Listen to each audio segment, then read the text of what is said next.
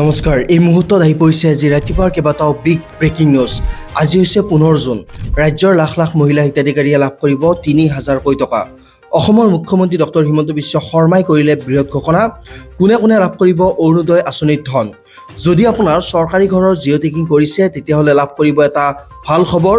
আত্মসহায়ক গোটৰ মহিলাসকলে শীঘ্ৰে লাভ কৰিব তেওঁলোকৰ দ্বিতীয় কিস্তি ২৫,০০০কৈ টকা। কিন্তু কৰিব লাগিব গছপুলিৰ লগত এই বিশেষ কাম। ৰেচন কাৰ্ডৰ হিতাধিকাৰীয়ে লাভ কৰিব দালি, চেনি, মিঠাতেল, কিন্তু কৰিব লাগিব আধাৰ আপডেট। ৰাজ্যৰ কৃষকসকলৰ বাবে আহিছে এটা ভাল খবৰ, কিয়নো এতিয়া ৪,০০০কৈ টকা লাভ কৰিব প্ৰতিগৰাকী কৃষকে। ইয়াৰ উপৰি ৰাজ্যৰ লগতে ভাৰতবৰ্ষৰ বিভিন্ন প্ৰান্তৰ পৰা বহুকেইটা গুৰুত্বপূৰ্ণ খবৰ যুগুতোৱা হৈছে। আৰু আমাৰ খবৰসমূহ নিতৌ লাভ কৰিবলৈ এতিয়াই ভিডিঅ'টোত এটা লাইক কৰি চেনেলটো ছাবস্ক্ৰাইব কৰি ল'বলৈ নাপাহৰিব। এতিয়া আগবাঢ়িছোঁ আমি আজি ৰাতিপুৱাৰ গুৰুত্বপূৰ্ণ বাতৰিৰ মাজলৈ। প্ৰথমে দিব ওলাইছোঁ এটা অতিকে গুৰুত্বপূৰ্ণ খবৰ। আগষ্ট মাহৰ পৰাই পুনৰ আৰম্ভ কৰা হ'ব অৰুণোদয় আঁচনি। সামাজিক মাধ্যমত এই কথা ঘোষণা কৰিলে মুখ্যমন্ত্ৰী ডক্টৰ হিমন্ত বিশ্ব শৰ্মাই। শীঘ্ৰে আৰম্ভ কৰা হ'ব আন আন জনকল্যাণমূলক আঁচনিসমূহো।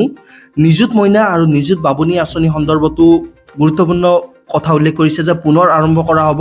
আৰু লগতে উল্লেখ কৰি কৈছে যে মুখ্যমন্ত্ৰী ডক্টৰ হিমন্ত বিশ্ব শৰ্মাই সুলভ মূল্যত নিমখ, দাইল আৰু চেনি বিতৰণ প্ৰক্ৰিয়াও আৰম্ভ কৰিব চৰকাৰে। আৰু গুৱাহাটীত ৰিং ৰোডৰ নিৰ্মাণ কাৰ্য আৰম্ভ হৈছে বুলি উল্লেখ কৰিছে। আৰু লগতে অৰুণোদয় আঁচনি প্ৰসংগত উল্লেখ কৰি কৈছে যে মুখ্যমন্ত্ৰী ডক্টৰ হিমন্ত বিশ্ব শৰ্মাই যে পুনৰ আৰম্ভ কৰা হ'ব আগষ্ট মাহৰ পৰাই অৰুণোদয় আঁচনিৰ ধন। পুৰণি সকলোৱে লাভ কৰিব এই ধন। আৰু অৰুণোদয় আঁচনি ইয়াৰ উপৰিও ইয়াৰ সমান্তৰালকৈ যিবোৰ জনকল্যাণমূলক আঁচনি আছিলে সেইসমূহো পূৰ্বতে যিসমূহ ঘোষণা কৰিছিলে সেই আটাইবোৰ আঁচনি পুনৰ কাৰ্যকৰী কৰা হ'ব বুলি মুখ্যমন্ত্ৰীগৰাকীয়ে উল্লেখ কৰিছে। নিযুত মইনাই হওক বা নিযুত বাবু আঁচনিয়েই হওক, সেই আঁচনিসমূহো পুনৰ কাৰ্যকৰী কৰাৰ কথা ইতিমধ্যে উল্লেখ কৰিছে ৰাজ্যৰ মুখ্যমন্ত্ৰীগৰাকীয়ে।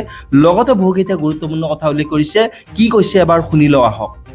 সকলে বিভিন্ন উন্নয়নমূলক আঁচনিৰ লগত যোৱা মাহটোত নিজকে জড়িত কৰিব পৰা নাই, কাৰণ আমাৰ ভোট অন একাউণ্টছ বাজেটৰ বাবেই আমি এনেধৰণৰ উন্নয়নমূলক কাম কাজসমূহ কৰিব পৰা নাই। মই ইতিমধ্যে সংবাদ মাধ্যমত কৈছো, কিন্তু আজি মই আপোনালোকক আকৌ এবাৰ ক'ব খুজিছো যে আগষ্ট মাহৰ প্ৰথম সপ্তাহৰ পৰাই মই চেষ্টা কৰিম ২ বা ৩ আগষ্টৰ পৰাই আপোনালোকে অৰুণোদয় আঁচনি আগৰ দৰে লাভ কৰিব। আগষ্ট মাহৰ পৰা অৰুণোদয় আপোনালোকে মাহেকীয়া নিয়মিতভাৱে পাই থাকিব আৰু আপোনালোকে অলপো চিন্তা কৰিব নালাগে। সেই ধৰণে আমি যিটো কম দামত চেনি বা দাইল দি আছিলো, সেই আঁচনিখনো আমি আগষ্ট মাহৰ পৰাই আৰম্ভ কৰিম। অৱশ্যে আমি ইয়াক অকণমান নতুন ৰূপত লৈ আহিম। সেই বিষয়ে আমাৰ পূৰ্ণাংগ বাজেটত আপোনালোকে শুনিবলৈ পাব। নিযুত মইনা, নিযুত বাবু, এই প্ৰত্যেকবোৰ আঁচনি, জীৱন প্ৰেৰণা, এই প্ৰত্যেকবোৰ আঁচনি আমি আগষ্ট মাহৰ পৰা আৰম্ভ কৰিম। বহুতে মোৰ ফেচবুকত প্ৰশ্ন সোধে, মামা জীৱন প্ৰেৰণা কেতিয়া পাম, নিযুত মইনা কেতিয়া পাম? আমি গোটেইবোৰ আঁচনি আগষ্ট মাহৰ পৰা আপোনালোকক দিয়া ব্যৱস্থা কৰিম। আৰু তাৰ পিছত সমগ্ৰ সময়ছোৱাত আপোনালোকে এই আঁচনি নিৰবিচ্ছিন্নভাৱে পাই থাকিব।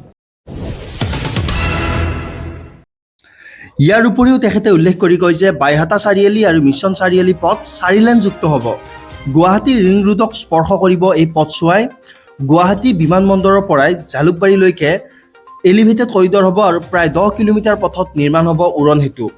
অহা কিছু মাহৰ ভিতৰতে কেন্দ্ৰই অনুমোদন দিব এই আঁচনি। আৰু শিলিগুৰিৰ পৰা শিলচৰলৈ হ'ব নতুন এক্সপ্ৰেছ হাইৱে। গুৱাহাটীৰ পৰা তিনিচুকীয়ালৈকে এক্সপ্ৰেছ হাইৱে হ'ব বুলি উল্লেখ কৰিছে। আৰু লগতে কোটি কোটি টকা ব্যয়ৰ সিদ্ধান্ত কৰিছে কেবিনেটে। শিলচৰত নতুন বিমানবন্দৰৰ অনুমোদন শীঘ্ৰেই পোৱাৰ আশা কৰিছে ৰাজ্য চৰকাৰে। আৰু ৰূপসী বিমানবন্দৰক লজিষ্টিক হাব হিচাপে নিৰ্মাণৰ পৰিকল্পনাও ৰচিছে। লগতে হাইলাকান্দি, হোজাই, বজালীকে ধৰি গোৱালপাৰাত মেডিকেল কলেজ নিৰ্মাণৰ কথা উল্লেখ কৰিছে। লগতে ২ লাখ যুৱক যুৱতীক চৰকাৰী চাকৰি দিয়াৰ কাৰ্য ইতিমধ্যে আৰম্ভ হৈছে। নতুন দিল্লীত থকা সময়ছোৱাত প্ৰধানমন্ত্ৰী নৰেন্দ্ৰ মোদী ডাঙৰীয়া আৰু কেন্দ্ৰীয় পথ পৰিবহণ মন্ত্ৰী নীতিন গাডকাৰী ডাঙৰীয়াক লগ পোৱাৰ মোৰ সৌভাগ্য হৈছিল। তেখেতসকলে মোক ৩টা আঁচনি অসমৰ বাবে খুব তৎপৰতাৰে অনুমোদনৰ প্ৰতিশ্ৰুতি দিছে। ইয়াৰ প্ৰথম আঁচনিটো হ'ল বাইহাটা চাৰিআলিৰ পৰা তেজপুৰৰ মিছন চাৰিআলিলৈকে এই সমগ্ৰ পথছোৱা 4 লেনযুক্ত হিচাপে নিৰ্মাণ কৰা। ই এটা বহুদিনীয়া দৰং আৰু শোণিতপুৰৰ ৰাইজৰ বহুদিনৰ দাবী আছিল। বাইহাটা চাৰিআলি আৰু মিছন চাৰিআলি ৰাস্তা 4 লেনযুক্ত হোৱাৰ লগে লগে ই পোনে পোনে আহি গুৱাহাটীৰ ৰিং ৰোডত খুন্দা খাব। অৰ্থাৎ ৰিং ৰোডৰ পৰাই গুৱাহাটীক টাচ নকৰাকৈ আমি জাগিৰোডলৈ যাব পাৰিম, সোণাপুৰলৈ যাব পাৰিম আৰু ৰঙিয়া আদিলৈকেও আমি ডিৰেক্টলি 4 লেনযুক্ত ৰাস্তাৰে আমি যোৱাৰ সুযোগ পাম। ইয়াৰ উপৰিও আৰু এটা নতুন আঁচনি আমি আনিব খুজিছো। সেইটো হ'ল গুৱাহাটী বিমানবন্দৰৰ পৰা গড়ল, ধাৰাপুৰ, গুৱাহাটী বিশ্ববিদ্যালয় এই 10-12 কিলোমিটাৰ পথ আমি এটা এলিভেটেড কৰিডৰ অৰ্থাৎ 10 কিলোমিটাৰৰ এখন উৰণীয়া সেতু আমি নিৰ্মাণ কৰিব খুজিছো, যাতে গুৱাহাটী বিমানবন্দৰলৈ জালুকবাৰীৰ পৰা মাত্ৰ 7 বা 8 মিনিটতে আমি গৈ পাব পাৰো। এই আঁচনিখনো অহা কিছু মাহৰ ভিতৰতে অনুমোদন হ'ব বুলি ভাৰত চৰকাৰে আমাক অৱগত কৰিছে। তৃতীয়তে আমি এটা ডাঙৰ আঁচনি হাতত লৈছিলো, সেয়া হ'ল শিলিগুৰিৰ পৰা শিলচৰ এটা নতুন এক্সপ্ৰেছ হাইৱে। ইয়াৰে প্ৰথম পৰ্যায় শিলচৰৰ পৰা বৰাপানীলৈ প্ৰায় 25,000 কোটি টকাৰ এখন বিশাল আঁচনি। ই ইতিমধ্যে প্ৰধানমন্ত্ৰী নৰেন্দ্ৰ মোদী ডাঙৰীয়াই শিলচৰত আধাৰশিলা কৰিছিল। এতিয়া ছেকেণ্ড ফেজত এই আঁচনিখন বৰাপানীৰ পৰা গুৱাহাটীলৈ অনুমোদন হ'ব। তৃতীয় পৰ্যায়ত গুৱাহাটীৰ পৰা শ্ৰীৰামপুৰলৈ আৰু চতুৰ্থ পৰ্যায়ত শ্ৰীৰামপুৰৰ পৰা শিলিগুৰিলৈ ইয়াক কানেক্ট কৰা হ'ব। এই আঁচনিখনো আমাৰ 5 বছৰীয়া কাৰ্যকালৰ ভিতৰতে আমি শেষ কৰিম। এনেধৰণে ভগৱানে কৰিলে গুৱাহাটীৰ পৰা তিনচুকীয়ালৈ এটা এক্সপ্ৰেছ হাইৱে নিৰ্মাণৰ মোৰ মনত ইচ্ছা আছে। তাৰ বিষয়েও আমি নিশ্চিতভাৱে আমাৰ প্ৰচেষ্টা চলাই যাম। জাপানৰ প্ৰধানমন্ত্ৰীৰ অসম ভ্ৰমণ সন্দৰ্ভতো মুখ্যমন্ত্ৰীগৰাকীৰ মন্তব্য। 1 জুলাইত এগৰাকী অতি গুৰুত্বপূৰ্ণ বিদেশী অতিথিক আদৰাৰ সুযোগ পাব অসমে। প্ৰধানমন্ত্ৰী মোদীৰ প্ৰচেষ্টাত অসমলৈ আহিব পাৰে এগৰাকী শক্তিশালী বিদেশী অতিথি আৰু এই সময়ছোৱাত প্ৰধানমন্ত্ৰী মোদীৰ লগতে অসমলৈ আহিব এজন গুৰুত্বপূৰ্ণ বিশ্ব নেতা। জীৱনকালত এনে অতিথিক আদৰিবলৈ পোৱাটো সৌভাগ্যৰ কথা। অতিথিগৰাকীক আদৰিবলৈ মহানগৰীৰ সৌন্দৰ্য বৃদ্ধিৰ প্ৰচেষ্টা চৰকাৰৰ আৰু সকলোৰে পৰা সহায় সহযোগিতাৰ আহ্বান মুখ্যমন্ত্ৰীৰ।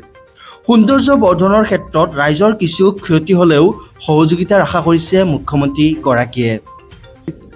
অহা 1, 2, 3 জুলাই এই তিনিওটা দিন অসমৰ কাৰণে হয়তো এক গুৰুত্বপূৰ্ণ দিন হ'বগৈ পাৰে।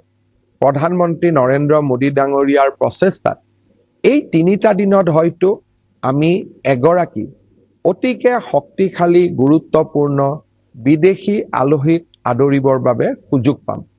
চৰকাৰীভাৱে ই ঘোষণা হোৱা নাই, তথাপিতো আমি আশা কৰিছো যে প্ৰধানমন্ত্ৰী মোদী ডাঙৰীয়াই 1, 2, 3 তাৰিখে অসম গুৱাহাটী ভ্ৰমণ কৰিব আৰু তেখেতৰ লগত আৰু এগৰাকী শক্তিশালী আলহী বা প্ৰভাৱশালী আলহী বা এগৰাকী আন্তৰ্জাতিকভাৱে পৰিচিত আলহী আমাৰ অসম ভ্ৰমণ কৰিব, গুৱাহাটী ভ্ৰমণ কৰিব। তাৰ কাৰণে মহানগৰীখনক সুন্দৰভাৱে সজাই পৰাই তোলাৰ আমি ব্যৱস্থা আৰম্ভ কৰিছো। কাৰণ এনে ধৰণৰ অতিথিক আদৰাৰ সুযোগ হয়তো এজন মানুহৰ জীৱনকালত এবাৰেই হ'ব পাৰে। এনে ধৰণে আমি যাতে আমাৰ আলহীক উপযুক্ত ধৰণে আমি আদৰণি জনাব পাৰো, তাৰ কাৰণে আমি মহানগৰীৰ সৌন্দৰ্য বৃদ্ধিৰ বাবে ব্যৱস্থা হাতত লৈছো। আপোনালোকৰ মই সহযোগিতা আশা কৰিম। এই কেইটা দিন আমি যাতে আমাৰ অতিথি পৰায়ণৰ উৎকৃষ্টতম উদাহৰণ দিব পাৰো, তাৰ বাবে মই ৰাইজৰ সহযোগিতা বিচাৰিম।